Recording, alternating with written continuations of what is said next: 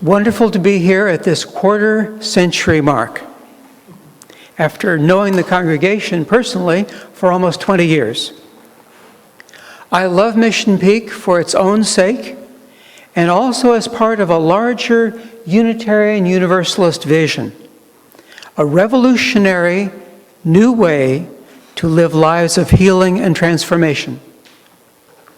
UUs create their own philosophies of life without being told what to believe. We learn from all religions and philosophies and from science and the arts. And we're united by our shared values instead of by a revealed religious doctrine. Do you understand what a radical breakthrough this is? Today I want to mention a few highlights from our Mission Peak's history, from just back before I became your minister in 2000 till I retired in 2008. And looking back, I think our sense of vision has helped us face some very big challenges. In the 1990s, Mission Peak had a dynamic minister named Ben Myers. And when Ben resigned, there was a crisis of confidence. Membership dropped to around 80, and people wondered whether they should just call it quits. But they kept on keeping on with excellent help from an interim minister, Howard Dana. When I became your minister in 2000, I was told that the congregation's leaders were exhausted. But what I saw was an astonishing outpouring of energy that just never stopped. There's no shortage of energy when we're excited about our goals. I was very impressed by your Worship Associates program and the Pastoral Associates program initiated by Reverend Barbara, and the small group ministry that Doug Rogers got rolling. And we had a strong focus on membership growth, which was not easy. Every year in the Tri-Cities area, there were fewer of those in the demographic groups that have typically been attracted to Unitarian Universalism. And many newcomers to our area did not have the cultural tradition of Sunday morning church attendance. We looked for ways to connect with these newcomers, and we're still trying to figure that out. But we managed to gain members anyway. At the time I arrived, Mission Peak was not much involved in social issues, but we responded to the 9/11 attacks by deepening our involvement with interfaith work.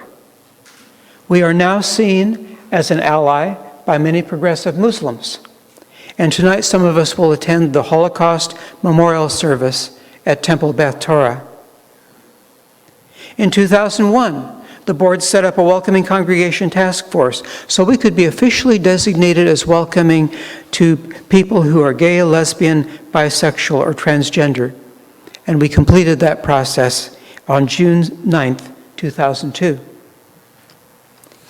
On our 10th anniversary, in May of 2004, my sermon stated that, quote, "Recently we have hit a few bumps in the road.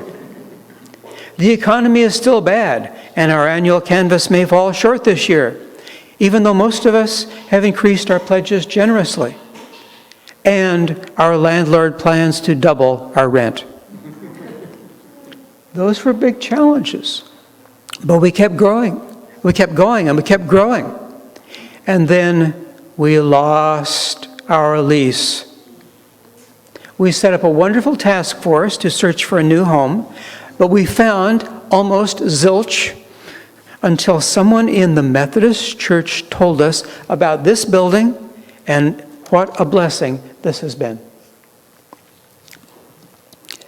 And it was a blessing for me to be with you. In dealing with these and other challenges, I grew as a person and as a professional, and I will always be grateful for this opportunity. There are definitely complications in being a congregation, but in some ways being a UU is absolutely simple. Not easy, but simple. When we come to Mission Peak, we just need to bring our values with us. We can use every single experience here to focus on what is precious, to stay on a path that inspires us and empowers us. Do you want a spiritual practice? Then practice seeing everything we do here in the radiant light of our highest aspirations, consecrating this community as sacred time, sacred space. That's how to blow this little flame to greater brilliance, by placing it in the larger light of our free faith. May it be so. Amen.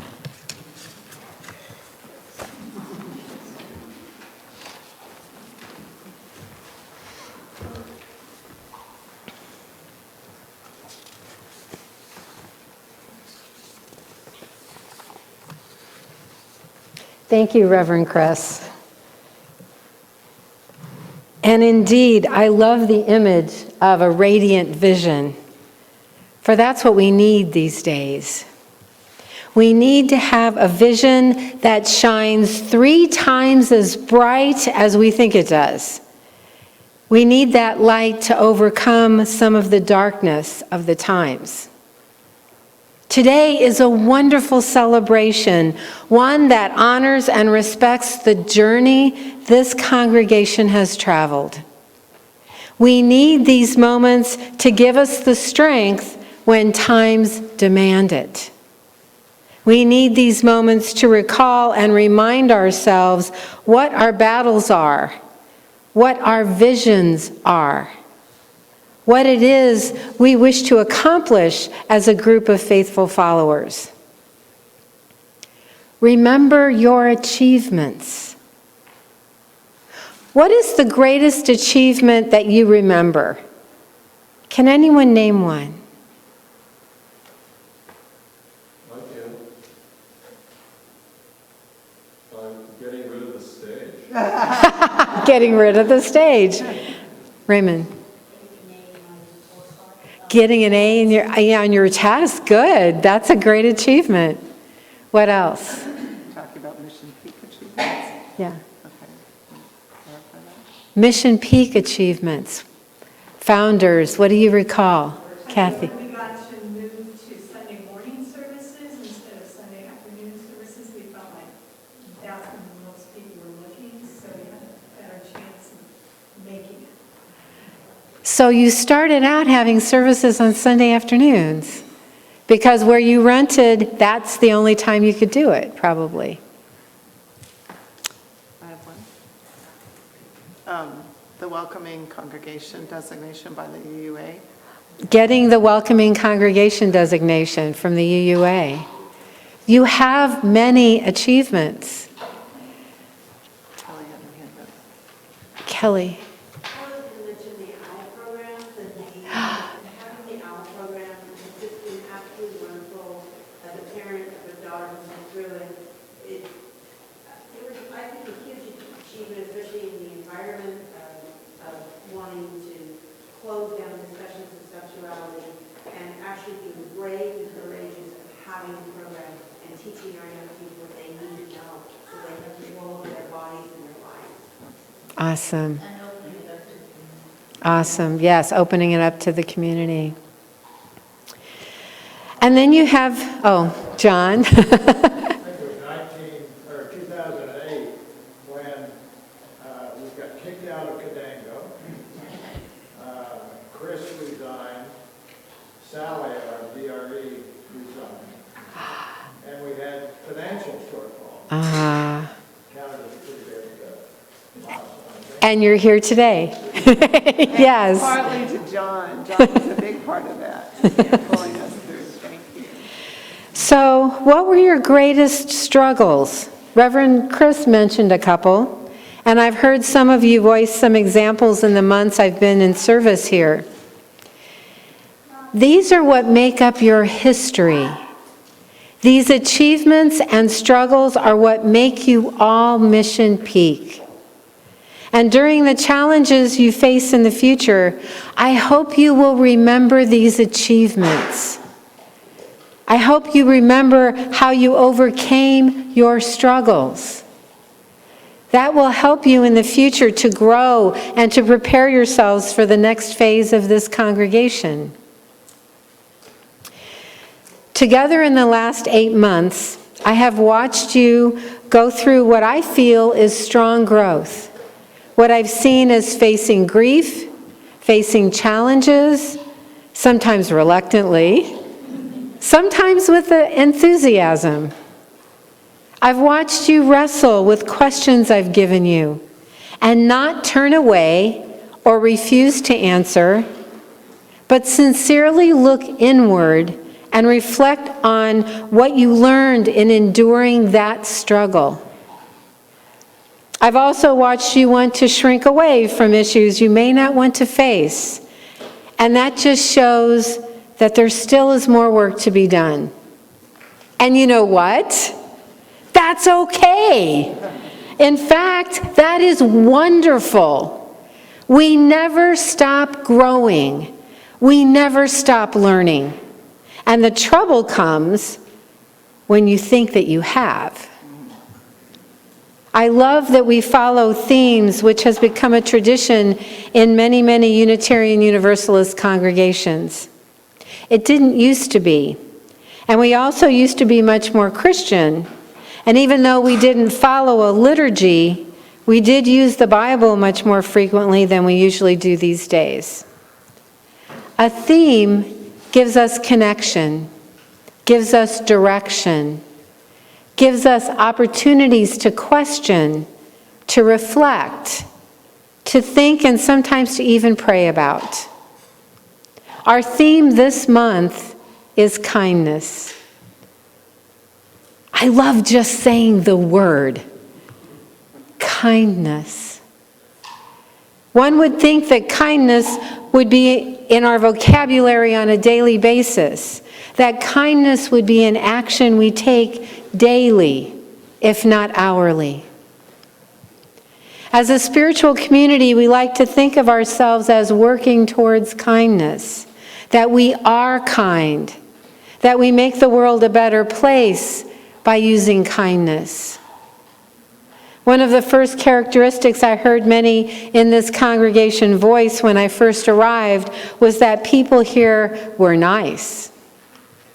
I'm not as thrilled with the word nice as I am with kind. Sometimes being nice is not being authentic. Sometimes being nice has an ulterior motive, which behind it lies reaching a goal for self-gratification or another means to an end. Being nice isn't always true, but being kind. Being kind has the interests of the other person at heart. Being kind does nothing for your own self-gratification. That's what I feel is missing in our culture today. Being kind for the sake of being kind. Without expectation, without reward, without selfish wants and needs. I want our country to get back to that. I want us to view other human beings with kindness, whether we agree with them or not. When I was very young, I saw a lot of violence in person and in the media. Vietnam was raging then. It was on TV every night. And as I grew to be a teenager, I was told by my peers basically that if someone was kind all the time, they were boring or they were wimpy. That we needed excitement in our lives, that we needed to take risks to be cool. I've discovered they were wrong. Deeply wrong. When we were watching movies, there had to be a lot of action. There had to be people dying to make it interesting. There had to be conflict and things going wrong so that it could move the plot along. They were wrong. deeply wrong. We can still create story and be kind. We can still have comedy and not make fun of others. There are comedians who have proven that.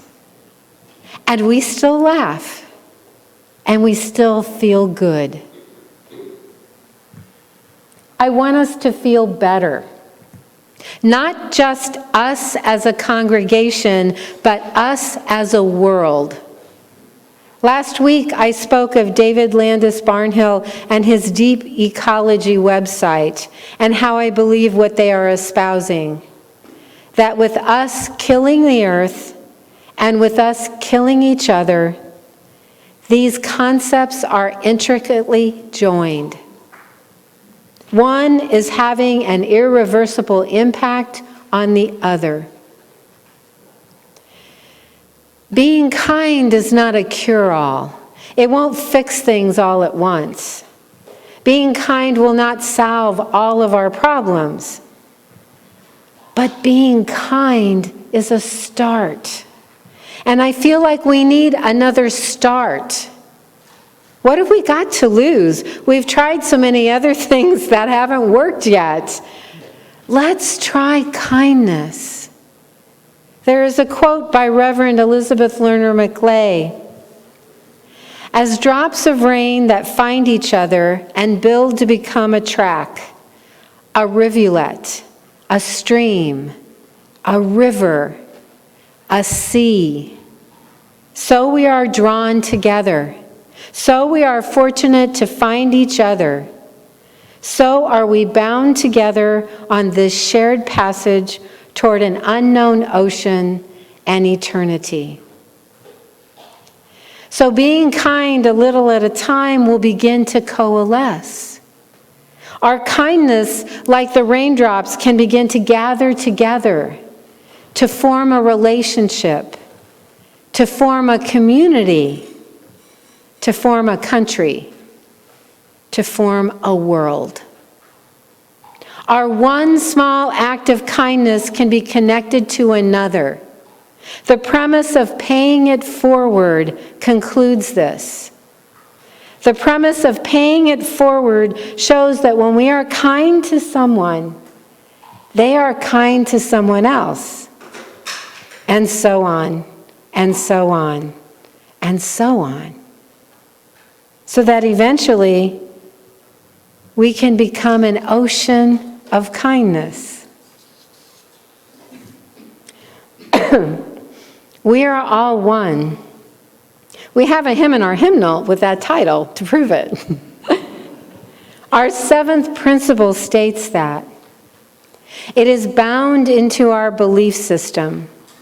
We see the inherent worth and dignity of every person, our first principle. We affirm and promote that. So why is it so hard to be kind? Kindness has gotten a bad rap for a long time.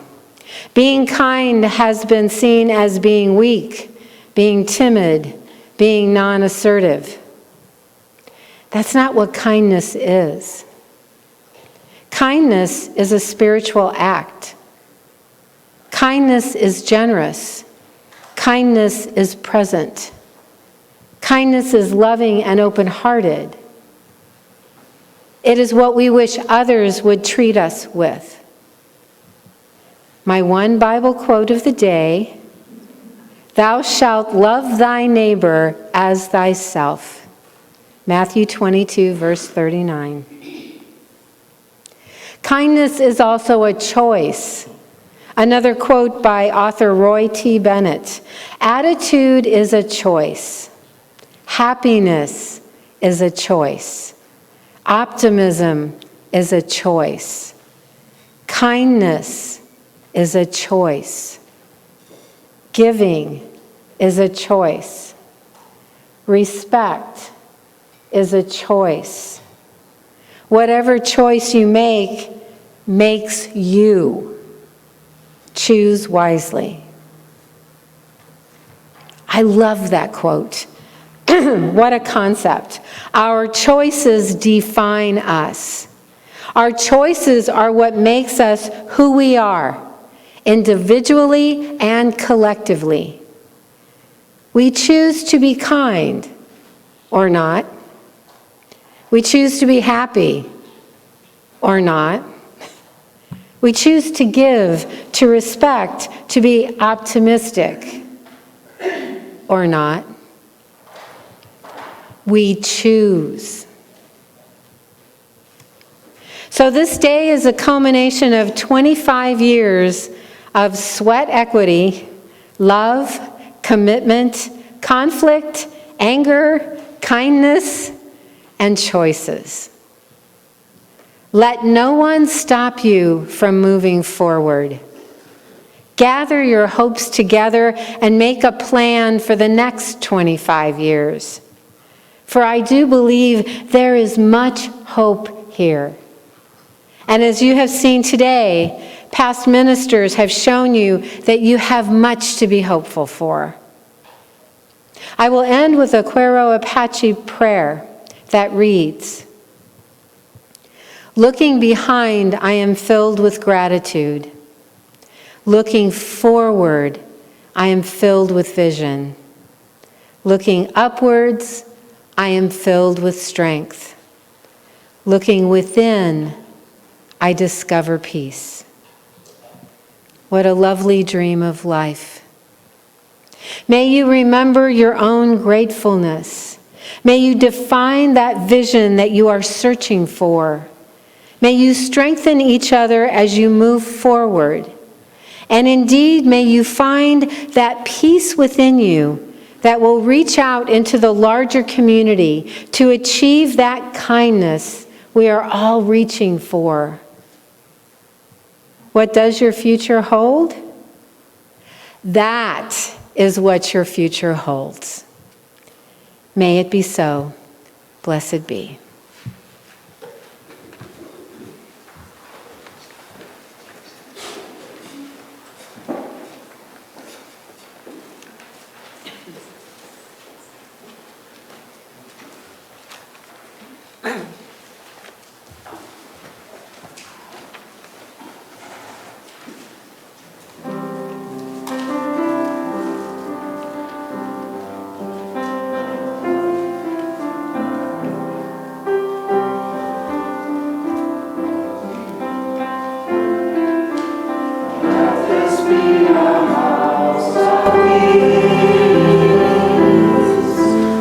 Nature and humanity.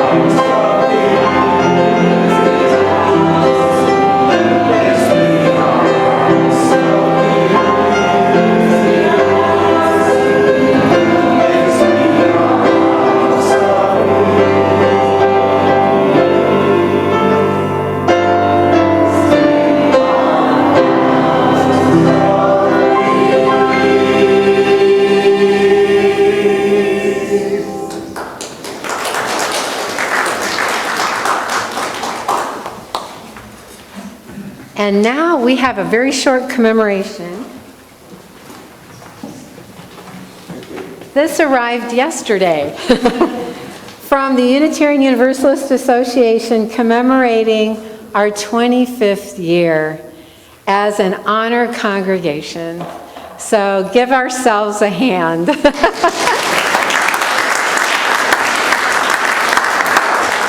We'll have to put it somewhere. I don't know where yet.